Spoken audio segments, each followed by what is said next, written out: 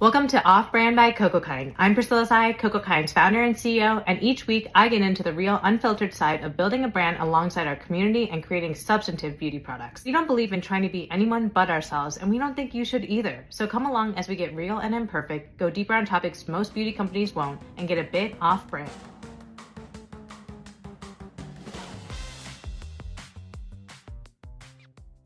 Hi, everyone. Okay, so quick, before we get into today's episode, I did want to do a trigger warning for eating disorders. We have a really special guest, Connie Sobczak from The Body Positive today. She does dive into her history of why she started The Body Positive, which includes a personal experience with eating disorders. So I do want to make sure to call that out. We talk about body positivity, skin positivity, and all the pressures we really deal with physical appearance. So I want to make sure that there is this trigger warning for any of you who just not ready to hear that conversation, and totally appreciate that. And we want to be as sensitive as possible. So want to make sure I put that out here before we get started on today's episode. Hi, everyone. Welcome back to Off Brand by Coco Kind. Today, I am super excited to have a guest. We've only had a couple guests. My sister, we had 2 team members talk about product development. And so you're kind of our first guest outside of the immediate fam. How fun. We are welcoming Connie Sobczak from The Body Positive. We've talked a little bit about Body Positive this year, and we've shared it in the context of Napa trip. We did an amazing activity together. We talked about The Body Positive when we launched our cleansing bar, which we're donating all the net proceeds to The Body Positive. And our story was that last year, I reached out to you because I was looking for organizations that do exactly what you do. And I realized that you were in the Bay Area. And I was like, that couldn't be more perfect, because it's like, just having an organization that I believe so much in the work that The Body Positive is doing, while being here where we can meet in person and just kind of understand each other and understand the work better. Like, that was a perfect fit to me. So Connie came out and did an amazing exercise and session with our Napa community brand trip members. Fun, that was, we got like, I remember people telling us that was like one of the most memorable parts of the trip for them. Wow. So it was really, really special, but I would love to spread more of the work that you're doing to our broader virtual audience here, because it's so important. So I wanted to just take a second, if you want to introduce yourself to our community and just tell them a little bit about why you started The Body Positive. Absolutely. Well, thank you for having me. I'm so happy to be here. And I love our collaboration. Yeah. It's just been so wonderful. And I had so much fun doing those presentations, and it was very inspiring doing those workshops. Awesome. So I'm Connie Sobczak. I'm the co-founder of The Body Positive. I just changed my role from executive director to program director because we just hired someone new. It's been 30 years since I got the idea for this work. And oh my goodness, what a ride it's been. So I started the work because my sister Stephanie died from complications from her eating disorder. And also she had breast implants that were faulty that poisoned her with silicone.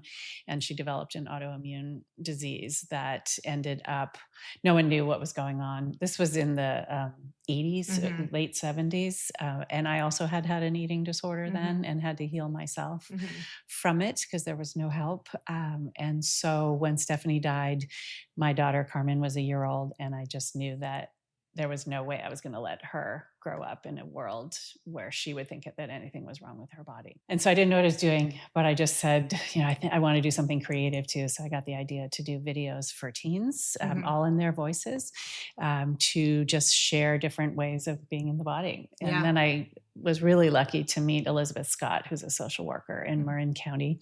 And we joined forces, and she was trying to get leadership programs started in high schools. So we joined forces, we created the leadership program. We got some grants in the late 90s to really get it going. And then we created these videos with lesson plans to go with them, started with high school.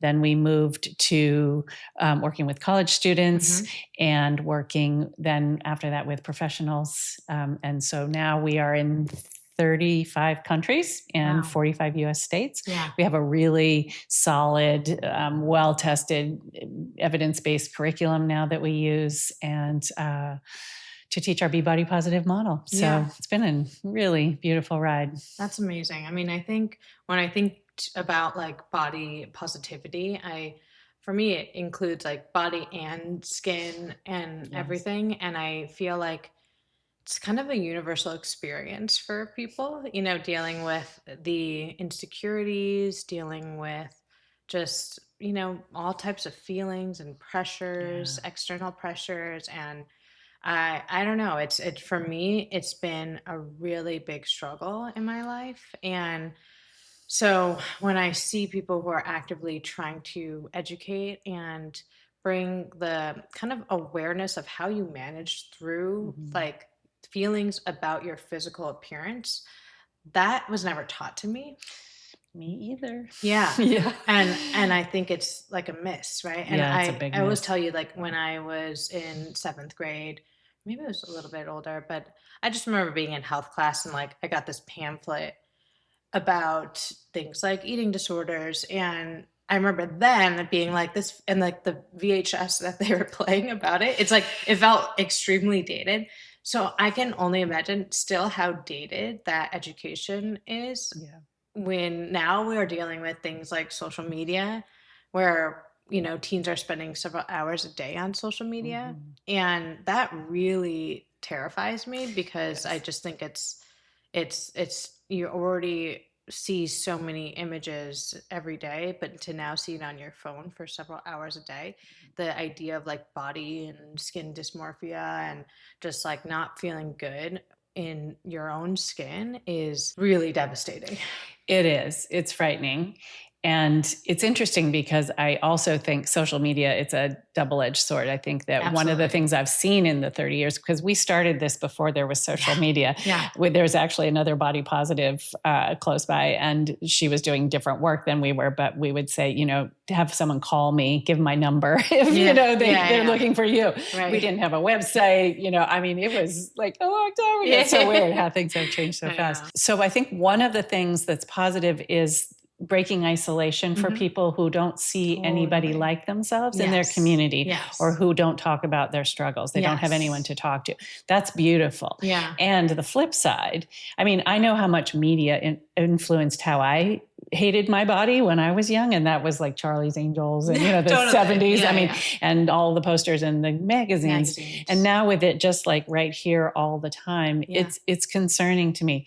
One of the things we teach at the Body Positive is to young people is intuitive social media use. And so how can we, I mean, just like with teaching people about intuitive eating, how can we use this, do this by constantly saying, how do I feel? Like really helping people wake up to, I want to feel good. And the society that we live in really doesn't support that because of so much of capitalism.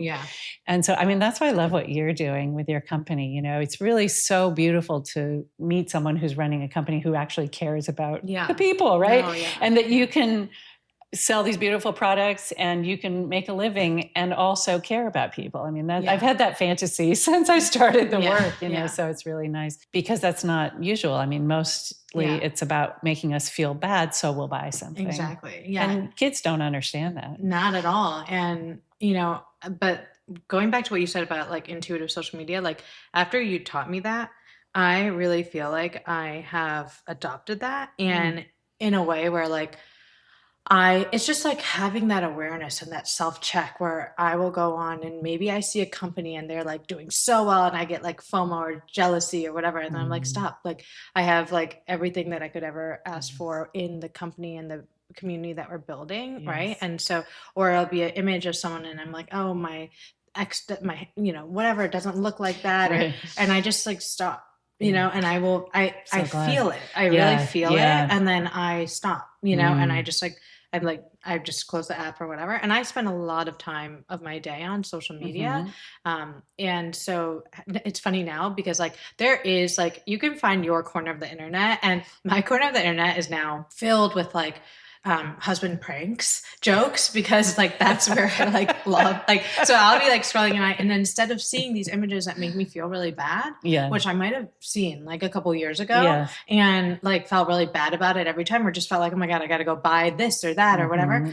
Like now I just get served like hilarious content and I engage with it. So all I do is like laugh, and I'm just sending ridiculous memes to my husband or to my friends.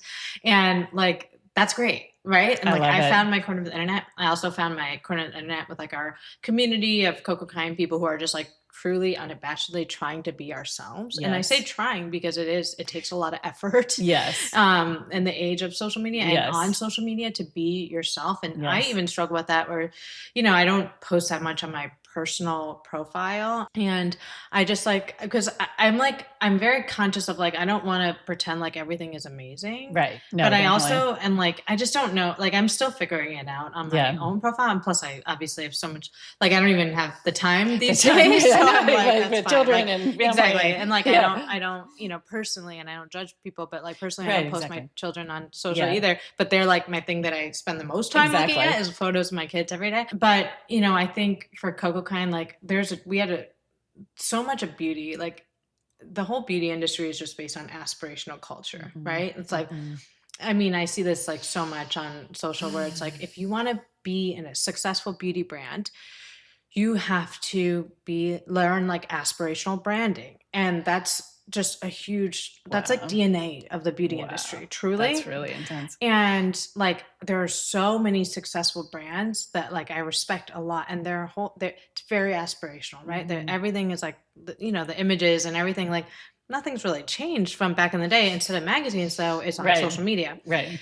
I respect those brands, but it's not Coco Kind, and it's never been, you know, like that whole thing is like, I think above all, it's like, I just hate how that makes people feel and myself. Like I'm thinking about myself, and I just feel like it's like, why should we succumb to aspirational culture? And instead, like, can we actually have a company where the image you see, it's not even about anything specific. It's just you feel like these people are comfortable being themselves. Right. And so sometimes we show up, you know, in full makeup, sometimes nothing, sometimes in pajamas, sometimes more dressed up. And it's just kind of like, there's a range that I believe in showing people so that it just above all, they're kind of like, oh, like I can, whatever it is that maybe I see myself in this or that like in another beauty brand is not necessarily seen, you know.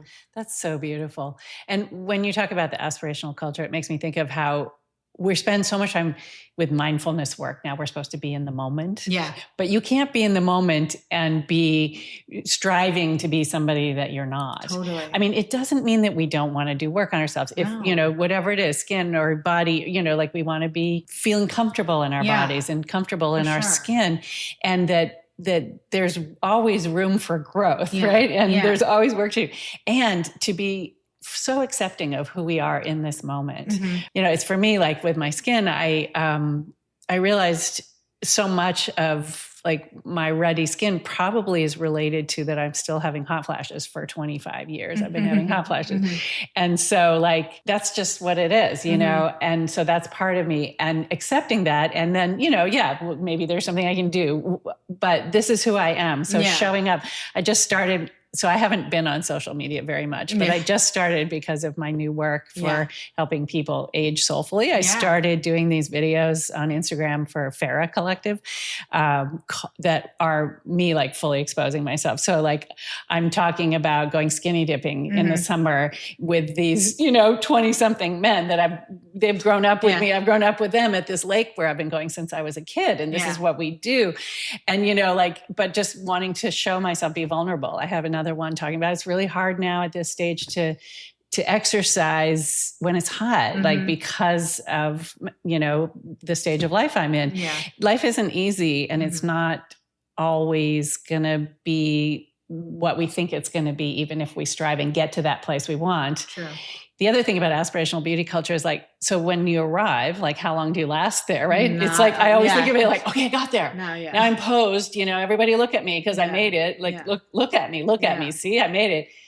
life just keeps going on and we age and we change. Totally. So it's exhausting. It's exhausting. And I think it takes away from life. It does. And when you live your life for the phone, then it, it really takes away from things. And it also creates such a weird, like, I don't know, it's very like dystopian, just like kind of like living two different lives. And so, there's so many positive things with social media and phones and technology and everything. I do think you have to actively find your corner of the internet. Yeah, for sure. I always talk about that. And protecting your own peace and learning and just kind of like having the awareness of what makes you feel good. Yeah. And then you have to really be trying to be yourself, and fight against all the noise. Yes. Can you tell people a little bit about the positive embodiment and just like the framework of the body positive? Yeah, for sure. So we, Elizabeth and I, for probably like close to 10 years, we were doing the work, but constantly asking all the people we worked with, what are the messages you're getting about your body, food, movement, beauty, everything. And then how do those messages make you feel, and how do they influence your self-care? And then what do you want to do to make change in your environment to make it more peaceful for you and to make you be able to be yourself more? And then how can we support you? So that was the research process we went through, and we came up with our Be Body Positive model that has 5 core competencies. So reclaim health, which is really honoring who we come from, whether we know them or not, whether we like them or not, this is who we are. And in terms of our health and our body and our, all the things that we've inherited around that. And then really looking at the mythology around weight and health and understanding that the health world right now doesn't support us in living in the body that we inherited to be healthy, and that it's promoting thinness at all costs, especially now with GLP-1. So that's really scary. So really understanding our genetics that make up the body that we have. And then from there, how do we want to take care of ourselves? Becoming the experts of our own bodies. So doing that really is about practicing intuitive self-care. So it's like what we were talking about, the listening. How do I feel? So trying things out. It's all trial and error. When I healed from my eating disorder, I didn't know how to feed myself at all. And so I started looking at colors and textures and what am I hungry for? And what time of year is it? Is it, I want something warm and cozy? Is it, summertime? So just doing that and then making choices and then asking myself, how do I feel afterwards? Sometimes I didn't feel great. I would either eat more than felt good or not enough, or, it's this constant like trying something and then how do I feel? We can do that in relationships. We can do that with social media. We can do it with everything. Coming back to feeling in my body. How do I feel? The way to live by trial and error is to cultivate self-love. So we have to be kind to ourselves when we make quote unquote mistakes. This is how we learn. My mom always said to me, every time I'd call, be like, Mom, I made a mistake. I can't, and she'd be like, good. Now you learn something. So we learn from the things that don't go well. That's generally where we learn. And if we are kind to ourselves, we don't beat ourselves up in that moment, then we can, okay, what was there without all the emotion around it? What can I take from that experience for the next one? So with food, especially, it's like, I'm going to have another meal. Okay, let's try again. It's not perfect. It takes time. It's a long practice. Same with movement. You can do that with movement too. And then declare your own authentic beauty is the 4th competency. And that's coming back to the ancestors. Who are the people all that came back, all the way back to the first human who gave me this body? And then really starting our definition of beauty with ourselves allows us to take ourselves out of the beauty hierarchy. It's not about conceit. It's not about like, I'm beautiful, and I've got it all. It's like, then I can see beauty everywhere. When I start with myself at this stage of life, wherever I am, whatever I'm doing, then like there's so much beauty in the world and in all the diversity of humans. And I see so much more because I'm not trying to compete or compare myself. And I love that part. And then the 5th competency is build community. So like what you're talking about with your community with CocoCon, you're creating a space where people can come and show up authentically. And that's really a beautiful thing. So those are the 5 competencies. competencies. And then we've created this curriculum Right. to work with middle school Educators. students. Yeah. So educators do it, high school students, they do the trainings too. Awesome. They teach their peers, college students, and then adults Yeah. in all sorts of ways. We Yeah. have yoga people teaching our work. We Yeah. have, professionals, therapists, dietitians. It's really, Yeah. it's for anybody. And then it can be adapted. Yeah. Because we honor that each person who's doing the work has their own wisdom and creativity Yeah. and knows their population. Yeah. So Totally. And the amount of people that you guys have touched and trained and educated, it's like really unbelievable. It is. Yeah. And the ripples, because like I hear from parents sometimes like, you worked with my daughter and then, she taught me or, my son did this or, a father saying to us, I learned so much. It's really been amazing. So I don't even know, and like you said, like, if you compare yourself to other companies, like we're still sort of underground in a way, like we're known and there's a body positivity movement, which isn't the body positive necessarily. It's many things and many people, and some I like, some I don't. Yeah. But the body positive influence, I know it's been huge. And I just can't measure every single bit of it. Totally. So I trust that the work has made a difference in people's lives. Yeah, it absolutely has. Yeah.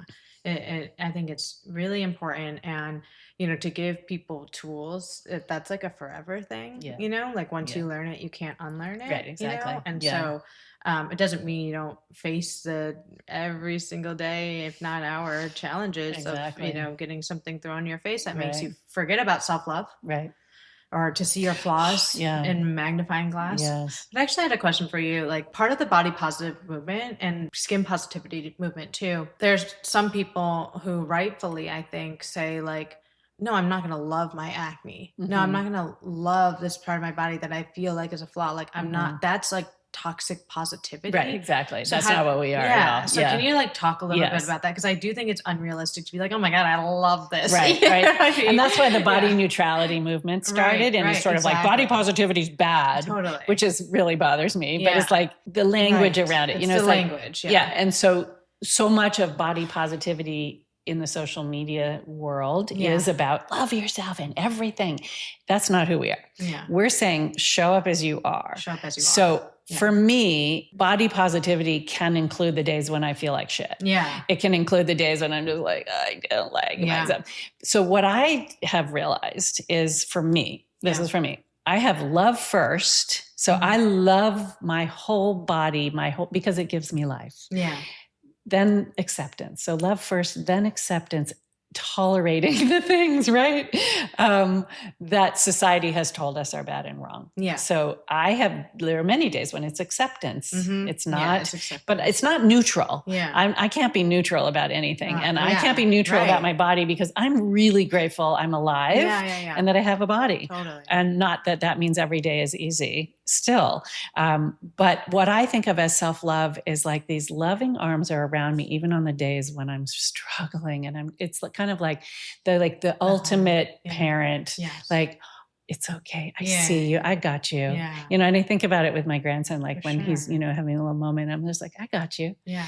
And I feel that like, that's what I think of as self-love. Yeah. So it's there for me, even when I'm not feeling it in my present self, but it's something bigger that's around me. Right. And my goal is to create a nonviolent space inside of myself. I want to have nonviolent communication with myself. I want to have a place that the world is hard enough. I want to come home to this place of where I feel safe. And it's not always there. We have to clean our closets, houses get messy. That's how I always think about it. It's like, this is home, but it gets messy. There's work to do at times. Yeah. And then we dig in. Okay, got to clean, got to learn, got to grow. Right. But the goal is to really love myself because I'm here and I'm a human. Yeah, I love that. I think it's like turning it into the self-love versus the, toxic positivity. All that stuff is just like, be positive, all that. I feel horrible sometimes. Not so much, as I was like moving through my 50s, late 50s and into my 60s. Yeah, it was hard. It was like big body changes, big skin changes, all the stuff. And so one of the things that I decided to do was see myself as a natural wonder. So I love, this mountain I'm talking about where I go skinny dipping, right? Like I've been doing that since I was 14. Yeah. So there's no body shame. There's no body shame with these people. Right. These two men that I was with, they were young and I had never hiked with them before. And we ran into each other on the mountain. And I got to the spot and I went, what do I do? Do I do what I normally do? And I was like, yeah, I do what I normally do. And I said, and one of them said, so I just want to say, I swim here naked.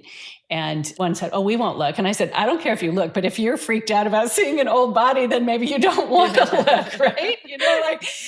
We can have fun with it, Totally. But what I feel like being on that mountain where I've been going and climbing since I was a kid is like, I see my skin as the tree bark, my hands are changing. Yeah, they're going to change. And at first it was like, I don't want this to happen. Yeah. The wrinkles, whatever it is, when it first happens, it's like, no, I don't want this, or my eyes, or, whatever it is, like whatever all the different flaws, that come with aging. And so then to be able to just be like, I love granite. Mm-hmm. I love granite. And okay, my face is kind of like granite. And I took this one picture of my face next to some granite and it had color in it. The first time I saw the picture, I freaked out. But then I went, wait, I love granite. Mm-hmm. And then I saw my face and then I saw the granite and then I saw my face and it was like, I'm just part of the earth. Yeah. Yeah. Totally. So, okay. Right. This is who I am. Yeah. And it helps so much. Absolutely. It helps a lot. Yeah. So that's a wonderful way. Totally. Like this, I did this workshop and one woman who's quite large was saying she couldn't see herself in earth anywhere, but she said, I'm a full moon. Yeah. And then like the next night I saw the full moon and I thought of her and it was like, oh, yeah, how beautiful. I have chills just thinking. Totally. This is not a regular ad. This is a cool ad. And actually, it's not really an ad at all. I just want to say, because I know so many of the people who listen to this podcast are some of our most loyal customers. We just finished our huge Black Friday sale, and I don't even have the results yet. I just wanted to say thank you. I wanted to say thank you to all of you who support us, who shop us at cocokind.com or go to our retailers. Like, the holidays end up being a really big part of our business, and we are just so grateful for the support. As an independent business, it really means a lot. And I know that dollars are hard to come by and we're all feeling a little bit pressured. So this year, more than ever, I really just want to say thank you. And even if you didn't buy us during our sale, I also just want to say thank you, because the fact that you're here listening to this podcast, it truly means so much. And we are just so thankful for you. What do you think about, you mentioned before the idea of like people wanting to grow, people wanting to do something, feel good. I'm curious, and you also mentioned GLP, and I'm just curious, like, how do you feel about when people are like, I want to do Botox because I'm really uncomfortable with like the growing wrinkles around my eyes, or like I want to go to the gym because like, how do you, I guess, like, where's the line between, like, in your view, of things that people should kind of do because they want to do, and like, without judgment, right? Like, that's, I do personally like get a little bit confused about that these days, even for myself, because I'm like, I do feel like I should be able to do whatever I want to do. Of course. But I also am like I'm like, wait, where is this coming from? And is this like, like, I don't know, like, I'm almost like, am I judging myself? Like, right. And I just like, I don't know. Yeah. I mean, first of all, I think that each one of us gets to make decisions for our own body. Yeah. So there's a Dalai Lama quote that I love is the absence of judgment. So not that I'm not judgmental at times, and I work at it. I feel like if we're each really honest with ourselves, what is my motivation for this? Am I doing this for myself because I really want to? Like going to the gym, people, I just want to be healthy. So they, get obsessive or whatever. My nephew's the son of my sister who died. He's a personal trainer and has worked with a lot of people. And he's like, you go to the gym so you can then live your life. You don't go to the gym to be a gym rat. You want to be able to get strong, to use your body in other ways. Yeah. So thinking about how far is too far. Again, listening. How do I feel? Right. Okay, I got Botox. How do I feel about doing that? Did I change how I look? Does that freak out my family? Right. Is anybody else? Like, or do I think that it's beautiful because some like cultural stuff has said that, doing all this stuff and making sure everything is like that all the time is beautiful. Personally, it's not for me. Yeah. When I see some like Hollywood stars who have transformed their faces so much that I don't recognize them, it makes me really sad. Yeah. Especially the older ones. I'm like, wait. Yeah. And there was a Jane Fonda interview on Julia Louis-Dreyfus's podcast, Wiser Than Me. And Jane said, I wish I hadn't touched my face. Yeah. And then Julia's comment was, yeah, but you look great. Yeah. And that made me really sad because it was a really vulnerable moment for Jane to say, okay, fine. She looks fine, but it's not her old self. And being a woman who's moving into old age, like to be able to say, this is my face. Yeah. That for me is important. But for others, I really am like, I don't care what you do with your body. It's not up to me. Totally. How are you feeling about it? Yeah. That's my question. Yeah. I mean, I think that I truly believe that like people, women, I mean, really everybody should be able to do whatever they want without judgment. Absolutely. And like, I think that is, you never know the story behind someone's decisions. Mm-hmm. I've lived that firsthand, Yeah. and like, exactly. I would never want to be judged for something that, you just did in a moment of like feeling extreme insecurity, Of course. and like, we know that is like a universal experience. Yeah. And so, I feel because of, I guess, like how I know insecurities impact people, including myself, that I just like, I get it, Yeah. Oh, me too. At the same time, it's like, I don't know, like I've gotten Botox before around my eyes. I don't talk about it on social media though, because there's something weird about it where I don't feel comfortable being like out and open about it just on social, because I don't want it to seem like I'm promoting that. Cause it's like on one hand, I'm like I feel good that I would just like say that to anybody, right? Like I would say that to tell anybody that I've tried it. I actually don't like it because I do feel like it makes me look a little bit crazy. Yeah. But at the same time, I'm also like, it's good to be transparent, but I also to know that it would impact other people, and maybe they'd be like, oh, well, P said she do it. So like, I think, like P's really open about things, and I like her philosophy on, being like vulnerable and open and, on skincare and everything. So maybe I should try it, and I want to try it. And so then I'm like, I just get uncomfortable with that, and I don't want my experience to be somebody else's experience. And so, I have like a really very TBD, I'm like not totally sure, but I know that like the only thing I know for sure is just like having people do what they want without judgment is like really important to me. Very one way so. or the other, and I think it's just to your point, it's like having that self-awareness and like, am I doing this for me? Am I doing this for something else? And I don't know, it's just trying to check in with oneself. And also like to your point, I do feel like the older I get, the more I get comfortable. And I wish that that's the thing that I wish that, the youth doesn't understand or appreciate, right? Like the 19-year-old, the 20-year-old, the 25-year-old, the 30-year-old even, right? It's like the way I feel about myself at 37 is completely different than even 5 years ago. And for sure 10 years ago.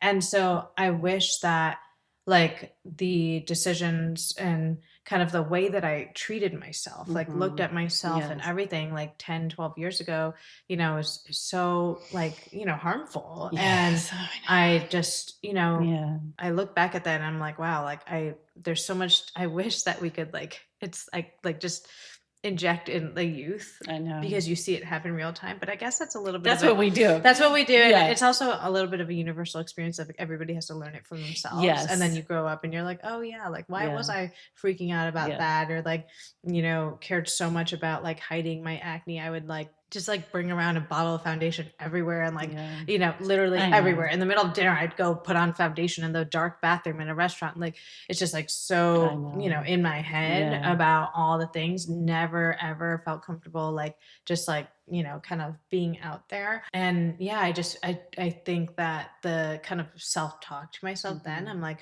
I look back at now and I'm like, wow, like, I just wish that I had better perspective then, but I know that is the gift of aging too, right? It's like the fact that you can be more comfortable with yourself, and all of those things that take shape in different ways now. Like I might, less with acne for me today, more with wrinkles and stuff like that. And, but I think it's like the gift of aging is you come into yourself more and you have a perspective that is more appreciative of like the everyday and who you are and your appearance and your being and everything in between. And that's why we have the body positive. Yeah. Because this is what we talk about with young people, middle school, high school. They can have it, and they do, and that's the beautiful thing with our program, and that I've seen, because now our oldest leaders that we started with are in their mid 40s. Wow. Right. Yeah. So they're older than you are, and I'm like, they have different lives. I don't, see all of them every day, and I'm curious how all of them are moving into like middle age and stuff. But like I'm working with some still in their 20s who in their teens realize it's okay to show my belly rolls. Yeah. It's okay. Oh, I can just show up as I am. Yeah. And that's the whole purpose of the body positive. Yeah. For a young person to do that, for an old person, no matter what stage of life you're in. Again, what's important to you? What are the influences from the outside world that make us feel like we're supposed to fix, change? What do we want to do for ourselves? And then try it all out and see what works and see how we feel. And then try again and the next day. Right. And tweak, And, I can say at 65, it's so much nicer. I mean, oh my God, the feeling of like, I really don't care what people think of me anymore. It's really fun. I don't feel invisible, which is what a lot of people feel at my age, women especially. They're like, I feel invisible. It's like, well, that is a choice too. Like I'm never going to be invisible because I am. But there are moments when I can be invisible. I feel like I have an old age invisibility cloak now that I can put on. Like, I don't feel like engaging with the world now. Yeah. Where maybe when I was younger, that wasn't a possibility because people, were, more pressures. And so it's fun, but I do believe that my goal is for young people to be able to have these, and yes, they will feel more comfortable as they grow older because that just happens, but they can also feel comfortable now. Yeah, totally. Yeah. I think that is so important. And, educating young people, educating parents, educating educators, and that's exactly what you're doing.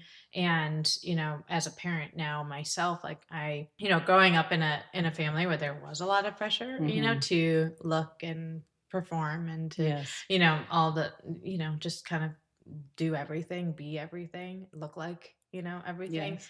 It's definitely impacted like me and my sister, and I had my sister on the podcast and like we talked a lot about that, but it's like something where I would feel strongly now. To be honest, I'm a little bit scared of myself, if that is like makes sense. Like I don't feel like I've been tested yet as a parent on how do I deal with this because my babies are still really young.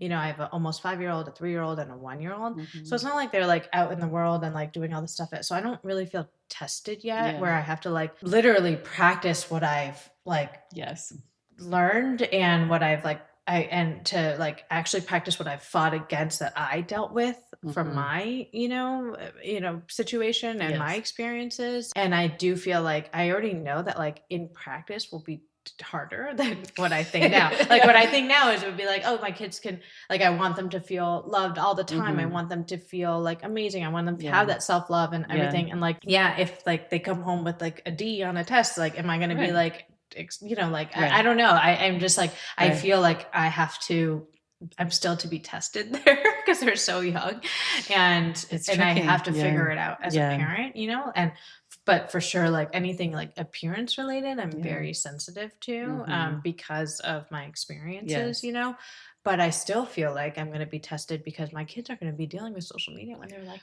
freaking, I don't know. Like, I know. Someone was telling me that like they're in their community, like their kids weren't on social media at like some ridiculous age, like 10. But because of that and everybody else was, they were actually ostracized even further. Because they weren't on it? Because they weren't on it and they weren't a part of the kid community. Like, just like all these like inside jokes and this and that. And so then that was like, they felt like they had to because their kids were getting like bullied because of just not being in the group. Right. And so you're just like, oh my God, it's like so impossible. Right. This is why I want body positive programs in every single school. And we're Yes. working on getting our elementary school. We ran out of Yes. money from our last funding to finish. We just finished a new classroom, 6 through 8, but I really want kindergarten through 5th as well. We actually have a video for kindergarten through 3rd graders that's old, but I'm going to bring that back around really a parent. Like I told you in the beginning, like I feel like this should be state and like country mandated. It should be. It's like ridiculous. Right. And it does reduce bullying. Oh my God, totally. And it also, it's like, I'm tired of the pamphlets, like we got to get with it. The kids or are the one-off presentation. Can you come and talk to our kids in an assembly? It's like, no, I actually can't. No. Because you need to be trained. Totally. You need to have this conversation all the time. And to your point about being a parent, it's hard if you're just the parent. Your kids are out in the world, right? Exactly. So for Carmen, you can't do it by yourself. Right. She grew up with the beginning of the body positive. Right.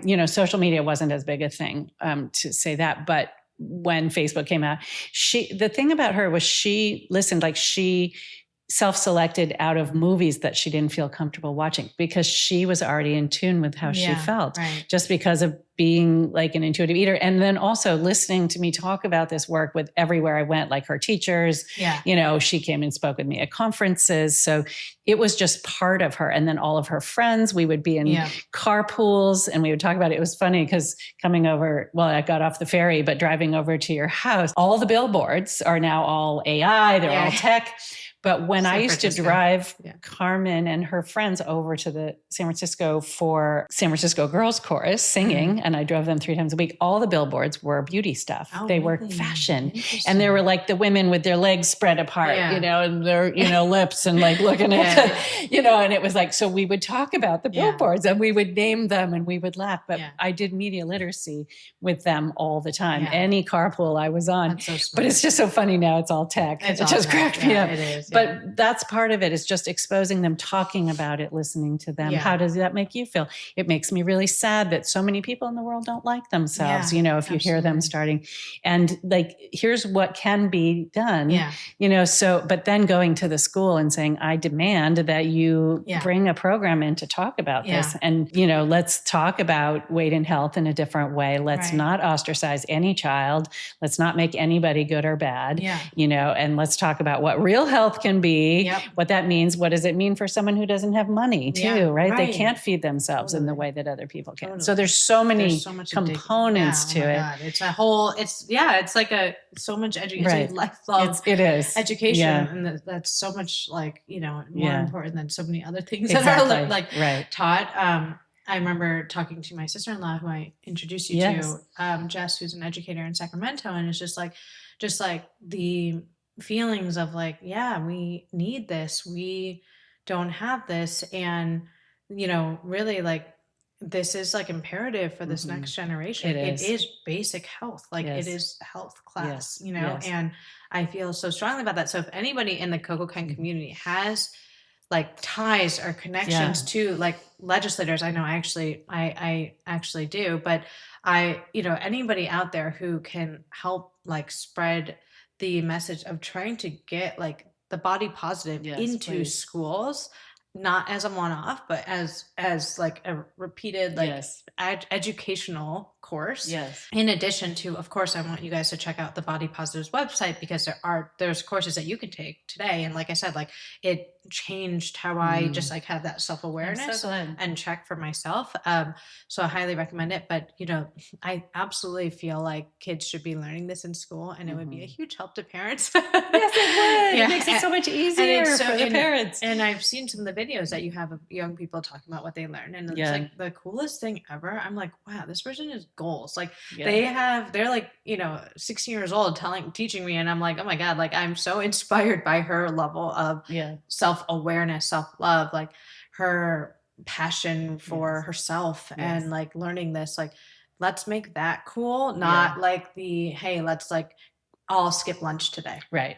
And that's why so much of our program is peer-to-peer education. Yeah. And so in the high schools, training peers to talk to their, fellow classmates, and all the way from the beginning. I just remember I was working at a school in San Diego, and like I would come back every year this was when it was all in person, and I'd come back and I'd see the students from the year before who had just joined. And that year they were sitting there and they were nervous and they didn't feel comfortable in their bodies, but they were the other ones who had been around for a while are just kind of like, you can just feel in their body language. Yeah. And then I'd come back the next year, and those ones that were all nervous were just like, you could just feel like this embodiment. It's embodiment. Yeah, it's full on positive embodiment, which is not so body image. It's the whole being. Yeah. And I remember I would ask, and I said, why did you join? And one of them said, I joined because I want what she had. And I didn't know what it was. Yeah. It's like the energy of it all. And I wanted what Cassie had. And then realizing it's self-love. Not perfect. It's not perfect. Right. It's not about being okay every day, but it's like that, what I said, like the arms around you. And they had it. And then they could focus on their lives and watching what they would do, like getting to college. That group I was with them, part of their group for 4 years, because they started at and it was a school that started with their freshman class and brand new. And like they were taking on women's, the whole women's studies, or whatever department, like when they got to college, they were all the programming, and like they just had this confidence because they could express themselves. Yeah, totally. And it's so interesting too on social media today. Like I see this a lot because so many people are creating content, and, there's such a desire these days for people to be creators. And, yes, the thing that I love the most about the creators whom I love the most is that they like are themselves, and you can tell, and it's that feeling of like, I want what she has. Yeah. More than the skincare recommendations, more than the makeup tutorials, more than whatever. And they could be doing no makeup, or they could be doing 30 steps. Like when I see that in somebody where I'm like, oh, wow, that's really cool. She's like herself. I love that. Yeah. At the same token, or on the other side, like I see videos of people who are like sounding like somebody else, or wanting to be like this, and using the same hand motions, and trying to do this and trying to be that. And like, that's why we like have a big kind of like effort on being like, you don't need thousands, if not millions of followers to be seen here.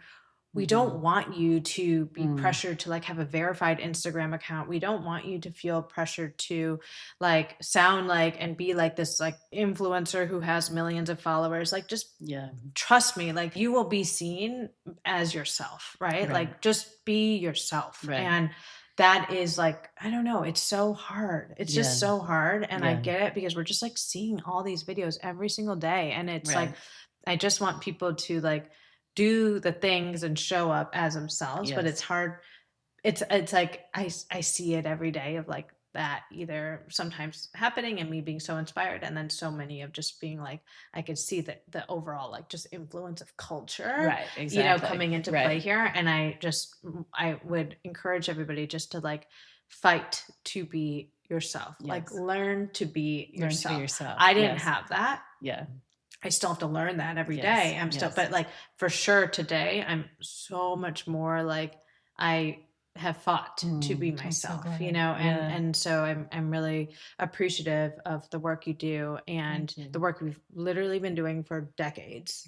Which is like badass, and like and continuing, shifting. The body positives continuing. Yeah. And then at this stage of my life, I also want to help people age soulfully. So that's why I'm starting my new work. So it's amazing. Yeah. I just have to say, because I haven't been on social media, I've posted occasionally and my daughter laughs at me for what I post, but usually flowers, but my personal Instagram.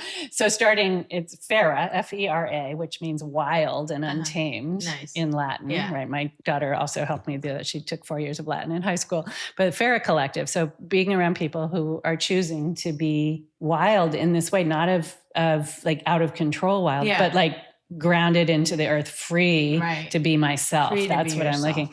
So posting my first 4 videos. I haven't launched anything yet, but I put 4 videos up, and it's really intense, because I am so myself, I just most of them, I have a baseball cap on, backwards, and I'm out in nature and stuff, just kind of talking. but somebody said to me, like, you should make 100 videos in 100 days, and I was like, I don't feel like I have something to say every day. Yeah. So that's part of being myself too, is like, I'm going to speak when I have something to say. Right. I don't want to just speak just because I want to influence people. I just want to share wisdom that a lot of it I got from my own mom, who died last year. And like, let's just have a conversation about how hard it is to be human sometimes, and how can we have more peace and freedom. Absolutely. Yeah.